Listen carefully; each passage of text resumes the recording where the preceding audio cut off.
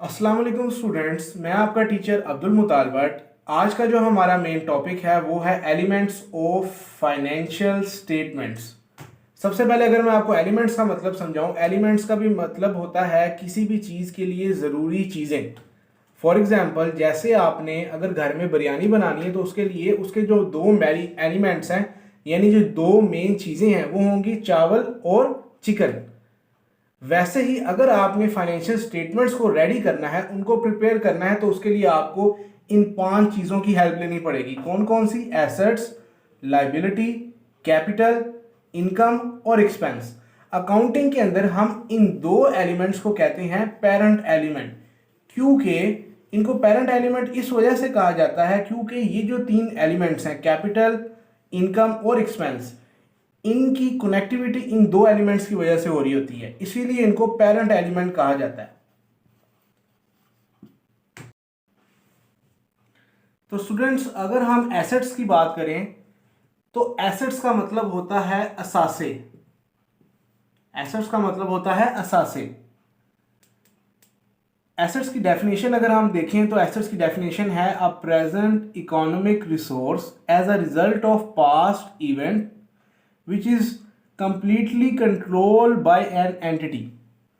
यानी आपके पास कोई मौजूदा ऐसा पैसे का इकोनॉमिक रिसोर्स है, कोई ऐसी चीज़ पड़ी हुई है जो आपने पिछले गुजरे वक्तों में खरीदी हो और वो आपके पूरे के पूरे कंट्रोल में हो।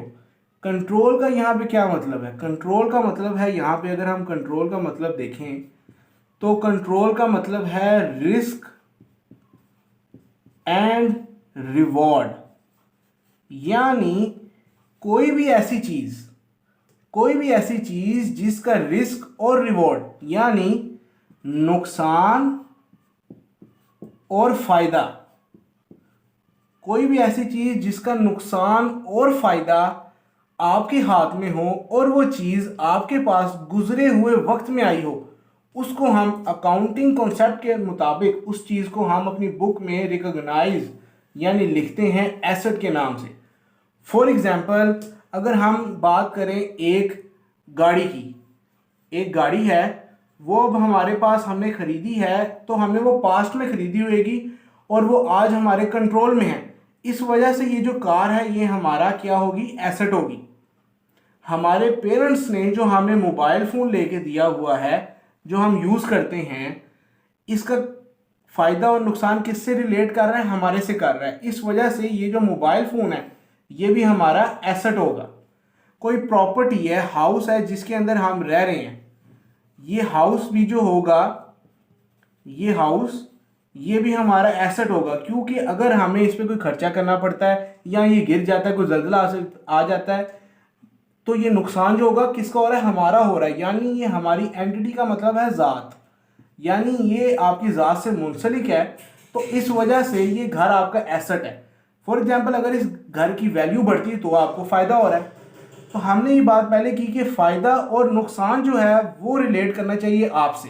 तो इस वजह से कोई भी ऐसी चीज़ जो प्रेजेंटली आपके कंट्रोल में हो, कंट्रोल का मतलब आपको मैंने पहले बता दिया है, और ये प्रेजेंटली आपके पास हो लेकिन आपने पास्ट में इसको खरीदा हो, और इस चीज़ को हम क्या कहेंगे? एसेट कहेंगे।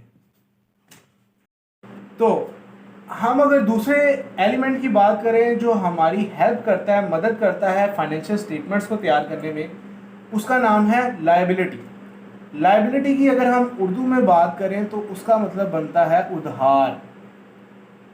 तो लायबिलिटी की अगर हम डेफिनेशन की बात करें, डेफिनेशन है इसकी transfer of economic resource to settle your obligation is called liability. यानी इकोनॉमिक रिसोर्स कहते हैं पैसा, कोई भी ऐसी चीज़ जो आपको फ़ायदा दे रही हो, आपने उस चीज़ का ट्रांसफ़र करना है किसके लिए? अपनी ऑब्लिगेशन को सेटल करने के लिए, उसको हम कहते हैं लायबिलिटी। लायबिलिटी की अगर हम अकाउंटिंग में इसकी एग्जांपल देखें तो इसकी एग्जांपल में हमारे पास आ जाती हैं पेएबल, लोन,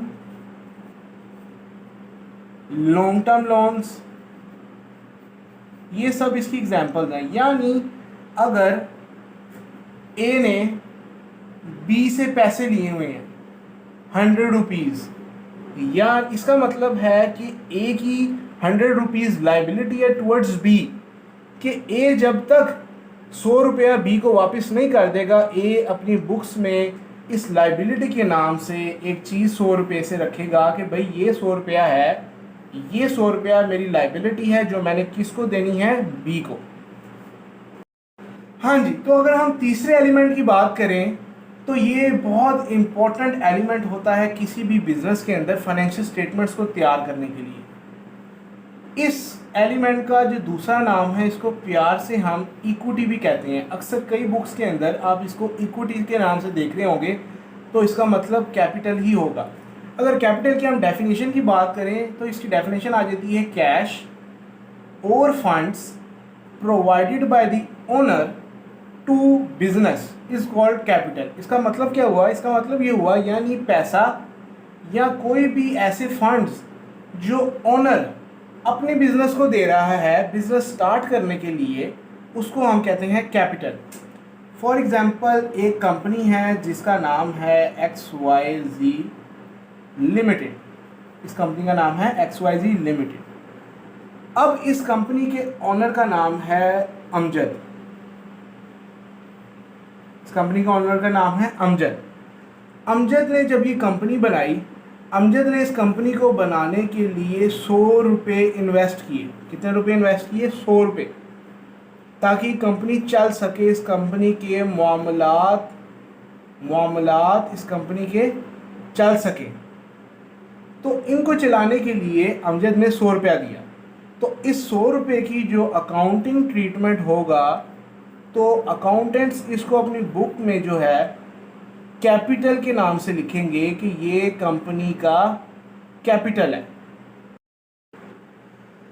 हाँ जी, तो जो चौथा एलिमेंट है हमारे पास वो है इनकम। इनकम को हम रेवेन्यू भी कहते हैं, अक्सर बुक्स में आप इसको रेवेन्यू के नाम से पढ़े होंगे, तो उसका डायरेक्ट मतलब यही होगा इनकम। इनकम की अगर हम डेफिनेशन की बात करें तो डेफिनेशन है it is the price of good sold, यानी चीज़ें बेचने पर जो हमें पैसा मिल रहा है वो, या अगर हम किसी किस्म की सर्विस प्रोवाइड कर रहे हैं किसी को, उसके एवज जो हमें पैसा मिल रहा है उसको हम कहेंगे इनकम। यानी अगर हम रेंट का बिज़नेस करते हैं, किसका बिज़नेस करते हैं? रेंट का, तो हम जो रेंट रिसीव कर रहे होंगे वो हमारी रेंट इनकम होगी। और अगर हमारा सेल परचेज का बिज़नेस है, तो हम जो सेल कर रहे होंगे अपने कस्टमर्स को वो सेल हमारे लिए इनकम होगी, जैसे रेंट हमारे लिए इनकम था। इनकम को हम ऐसा समझने के लिए ये भी कह सकते हैं बिजनेस से हमें किसी भी किस्म का फ़ायदा हो रहा है। क्या हो रहा है? फ़ायदा, उसको हम क्या कहेंगे? इनकम। स्टूडेंट्स, हमारे पास जो आखिरी और 5th नंबर पर हमारा जो एलिमेंट है जो हमें मदद करता है अपनी फाइनेंशियल स्टेटमेंट्स को कंप्लीट होने में, उसको हम कहते हैं एक्सपेंस, यानी उर्दू में अगर बात की जाए तो खर्चा। किसी भी किस्म के फ़ायदे को कमाने के लिए हमारा जो खर्चा आ रहा होता है उसको हम कहते हैं एक्सपेंस। अगर हम इसकी डेफिनेशन देखें तो है cost while earning some revenue और any kind of revenue is called expense. For example, हमने एक बिज़नेस खोला है और उसमें हम अपने एम्प्लॉयज़ को सैलरीज़ दे रहे हैं, तो ये सैलरीज़ उस बिज़नेस के लिए इनकम हम अर्न करते हुए हम उनको जो सैलरीज देंगे तो ये एक्सपेंस होगा। हम चीज़ें बेचते हैं, हम सेल करते हैं, तो सेल करने से पहले हमें उस चीज़ को परचेज़ करना पड़ता है, तो उस परचेज़ को बिज़नेस के लिए हम एक्सपेंस कहेंगे कि ये बिज़नेस का एक्सपेंस है, जिस वजह से ये हम बिज़नेस की रेवेन्यू को जनरेट कर पा रहे हैं, तो इसको हम एक्सपेंस कहते हैं। तो स्टूडेंट्स, हमारी आज की वीडियो यहाँ पे अपने इख्तिताम को पहुँची है। मैंने आपको वीडियो के पिछले सारे हिस्से में 5 चीज़ें बताई हैं, एलिमेंट्स ऑफ फाइनेंशियल स्टेटमेंट्स, जो अल्हम्दुलिल्लाह अल्लाह ताला के शुक्र से हमारे इख्तिताम को पहुँचे हैं। एसेट्स में आपको समझा चुका हूँ क्या होते हैं, लाइबिलिटी में आपको समझा चुका हूँ क्या होती है, कैपिटल को प्यार से इक्विटी कहते हैं, ये भी मैंने आपको अच्छी तरह एक्सप्लेन कर दिया। इनकम हम फ़ायदे को कहते हैं, ये भी मैंने आपको एक्सप्लेन कर दिया। एक्सपेंस हम खर्चे को कहते हैं। मुझे उम्मीद है कि आपको ये तमाम चीज़ें समझ आ गई होंगी। इन तमाम चीज़ों की डेफिनेशन फर्स्ट ईयर और सेकंड ईयर आईकॉम के अंदर बहुत ज़्यादा इम्पॉर्टेंट है। इनमें से एमसीक्यूज़ भी आते हैं और शॉर्ट क्वेश्चन भी बनते होते हैं। तो मुझे उम्मीद है आप सबको मेरी ये बातें समझ आई होंगी और आपने इन चीज़ों पे अमल करना है ताकि आपको ये चीज़ें जैसे मैंने समझाई हैं आपको वैसे ही समझ आ सके। तो मुझे उम्मीद है आपको मेरी बातें समझ आ गई होंगी। वीडियो को लास्ट तक देखने के लिए बहुत शुक्रिया। अगर आप वीडियो को लाइक करना मत भूलिएगा और चैनल को सब्सक्राइब करना भी मत भूलिएगा। Thanks for watching.